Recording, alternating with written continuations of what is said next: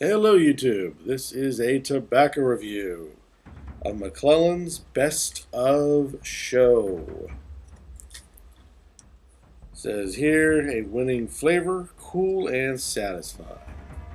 Back of the tin reads, a blue ribbon blend of America's finest tobaccos. You'll judge it full flavored, satisfying and mild. We have polished it off with nougat flavoring. Tastefully opulent, a winner. I was able to get my hands onto a sample of this particular blend and was so impressed with it that I had to actually run out and buy one of the actual tins. That's why this one's not open. I found that the tin note was the first thing that really caught my attention. It has a plum, cinnamony like note to it with a hint of raisin. That really struck me well. The cut is a ribbon cut, but the look of the tobacco was strange. I'm used to these aromatics being predominantly black Cavendish. This is not. There's a heavy amount of Virginias in this particular blend. So the look of it is nothing like an aromatic that I've had fairly recently in the past.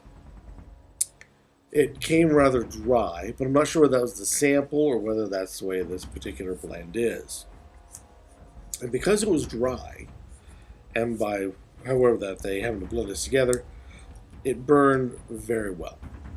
But before I get into that, the packing of my pipe went very smoothly. There was no residue on the hands. Hardly any, when it came to a mess, there really wasn't any at all in comparison to others like Malta Dolce leaves this oil on your fingers. This stuff does not. So the packing went very smoothly. The taking to the flame itself, the char light, and the regular procedures, very smooth. It lit quite well. But then I'm not sure whether that was because the sample that I was trying was rather dry. Like I said, it was just a nice ribbon cut and burned very well. The room note was equal to the tin note.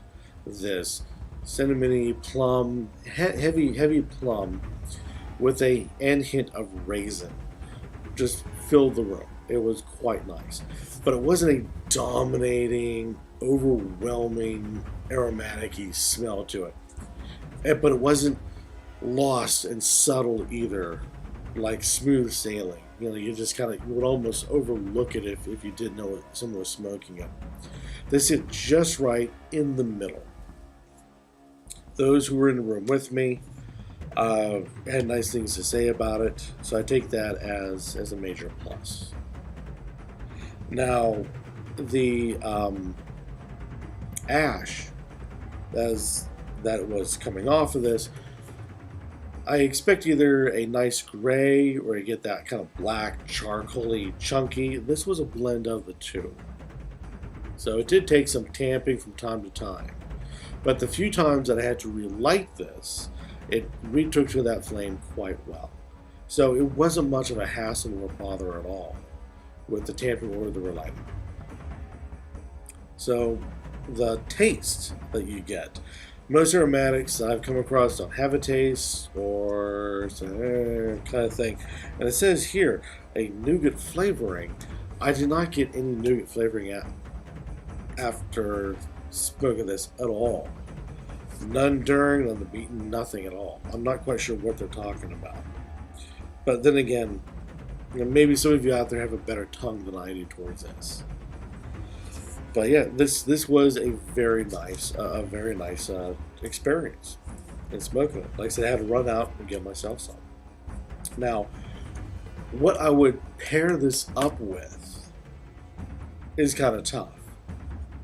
Like I said, it's not a dominant heavy smell, so you don't want to match it up with like a port or a nice heavy dark wine or a real strong black tea. But then again, it's not light like you would go with a nice Hawaii's or a summer wheat beer or a white wine or a light green tea. It fits right in the middle. So that I would have to recommend is try to find yourself a nice middle of the road. A middle of the road ale, a unfiltered wheat beer would go quite well with this. As for your teas, I would not pick a chai to go with this. It would be too strong. So I would say, like I said, a low-level black tea. A low level, not strong, real low. A breakfast tea would almost be too much.